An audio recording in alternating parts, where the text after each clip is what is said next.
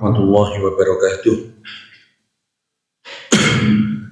Alhamdulillah wa syukurillah wa la hawla wa la quwata illa billah. Amma ba'du. Jamaah salat subuh Masjid At-Taqwa yang dirahmati Allah. Pada pagi hari ini saya akan meneruskan apa yang saya sampaikan di hari Senin yang lalu tentang masalah anak. Saya sudah sampaikan tentang pengertian anak sah. Yang kedua, pengertian tentang anak pengakuan. Kemudian yang ketiga, saya sudah terangkan tentang pengertian anak zina. Kemudian juga sudah saya terangkan tentang anak temuan. Pada pagi hari ini kita masih bicara tentang seputar anak. Saya menyampaikan tentang pengertian anak angkat.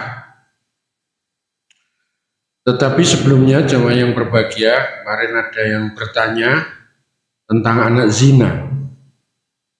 Bagaimana kalau orang laki-laki dan perempuan berzina, kemudian hamil, tetapi yang menghamili dari hasil perzinahan itu kemudian dia menikah. Nah ini Bapak-Ibu sekalian, tentu seluruh undang-undang tentang anak itu berorientasi pada masa depan anak. Di dalam kompilasi hukum Islam, di pasal 53, itu diterangkan bahwa ketika terjadi perzinahan, kemudian hamil, lalu yang berzina itu menikah secara Islam, maka status anak yang dari perzinahan itu menjadi anak yang sah. Tentu ini menurut pendapatnya Abu Hanifah, mazhab Hanafi yang sudah dilegalkan dalam bentuk undang-undang yang di Indonesia ini menjadi pedoman bagi umat yang beragama Islam di dalam kompilasi hukum Islam. Dan keputusan ini sama sekali tidak melegalkan perzinahan. Dosa akibat perzinahan itu menjadi tanggung jawab bapak dan ibu. Tetapi yang ingin kita bicarakan ini adalah tentang status anak. Dan anak dalam posisi itu bisa disebut sebagai anak yang sah. Karena dihasilkan dari sebuah pernikahan yang sah. Walaupun sebelumnya itu ada perzinahan. Ini yang ingin saya tambahkan. Nah kemudian pada pagi hari ini tentang anak angkat. Islam ini mengatur ketika suami istri sudah menikah lama dan tidak punya anak, itu dilarang untuk bercerai. Solusinya di dalam Al-Quran, nanti bisa dibuka dalam surat Al-Ahzab ayat 13. Allah mengatur tentang tata cara anak angkat. Dan ini terjadi pada zaman Rasulullah. Jadi Rasulullah itu yang kita kenal, yang sangat terkenal dalam tarikh tasyrik, ada sahabat yang namanya Zaid bin Sabit. Zaid ini anak angkatnya Nabi Muhammad. Saking sayangnya Nabi Muhammad ini terhadap Zaid ini, sebelum turun ayat itu, Rasulullah selalu menyampaikan kepada publik dengan kata-kata Zaid bin Muhammad.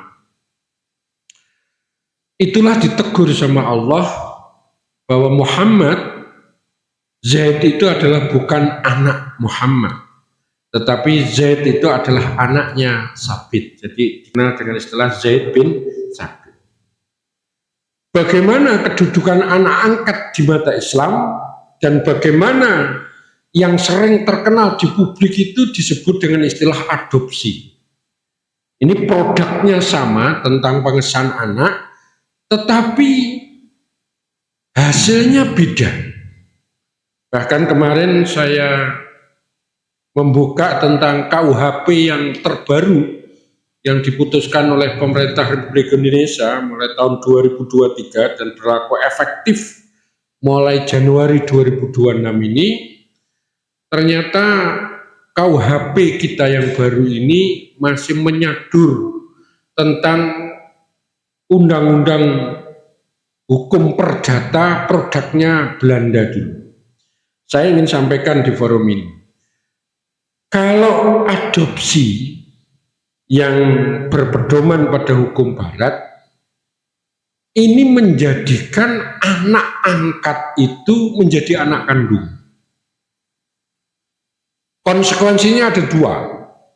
Yang pertama, karena anak angkat dalam pengertian adopsi itu menjadi anak kandung, maka statusnya dia itu adalah menjadi anak yang berhak menerima waris ketika orang tuanya meninggal. Yang kedua, ini yang ditolak sama Islam itu adalah menghilangkan hubungan darah, hubungan nasab dengan bapak dan ibu kandungnya. Jadi kalau adopsi, anak itu setelah diangkat, maka anak itu menjadi anak kandung. Konsekuensi nanti kalau bapak angkatnya itu meninggal, dia menjadi berhak dapat waris. Dan konsekuensi yang ketiga, memutus hubungan darah atau hubungan nasab dengan bapak dan ibunya yang sah. Ini yang ditolak oleh Islam. Karena Islam memahami anak angkat itu hanya beralihnya tanggung jawab dari bapak asli dan ibu aslinya kepada bapak angkat dengan tiga persoalan. Persoalan kesehatan, persoalan pendidikan, persoalan ekonomi. Tetapi di dalam Islam dengan kejadian Muhammad Zaid bin Muhammad menjadi Zaid bin Thabit itu tetap. Jadi menurut Islam anak angkat itu tidak menjadi anak kandung, berarti tetap membangun hubungan secara yuridis kepada bapak ibunya. Yang kedua, karena bukan menjadi anak kandung, maka dia tidak berhak mendapatkan waris. Apa solusinya Islam? Kalau anak angkat itu dia nanti kalau orang tuanya meninggal, dia mendapatkan warisan yang disebut dengan istilah wasiat wajibah. Sepertiga dari harta yang dimiliki orang tuanya itu menjadi haknya anak angkat. Bagaimana kalau anak yang diangkat itu perempuan, kalau nanti menikah, bapak angkatnya itu tidak berhak untuk menjadi wali. Berarti tetap menjadi yang jadi wali adalah bapak kandungnya yang asli. Ini Islam. Maka dari keterangan ini, orang Islam kalau sekarang masih ngomong adopsi itu haram menurut saya. Orang Islam seharusnya tidak ngomong adopsi, tetapi ngomongnya adalah anak angkat. Karena produk hukumnya beda. Kemarin saya datang ke pengadilan negeri, saya tanya, bagaimana kalau ada orang Islam yang mengajukan anak angkat? Nah, ternyata di pengadilan negeri itu tergantung pilihan. Nanti kalau hakimnya yang mengadili itu adalah bukan beragama Islam, walaupun yang mengajukan orang Islam, itu bisa saja diadili dengan KUHP yang baru yang seperti dimaknai adopsi. Maka yang betul orang Islam itu kalau mau nganak angkat harus ke pengadilan agama. Ini skripsi saya di SH, dulu saya mengangkat ini untuk mensosialisasikan. Nah, Bapak Ibu sekalian, apa pentingnya anak angkat itu? ada banyak kejadian Bapak Ibu sekalian, dengan anak angkat itu harus ada penetapan dari pengadilan agama. Ini penting. Sehingga nanti kalau Bapak Ibu punya tetangga, punya dulur, kalau tidak punya anak, kemudian ngangkat anak, segera ke kantor pengadilan agama kita bantu. Agar supaya ketika kita nanti meninggal, tidak ada problem hukum yang dimana kita pada hari ini aturan hukum itu harus ditegakkan. Barangkali itu Bapak Ibu sekalian, dan masih banyak kasus-kasus yang terjadi di PA, tetapi yang penting setelah mendengarkan kultum ini, orang Islam haram ngomong adopsi. Assalamualaikum warahmatullahi wabarakatuh.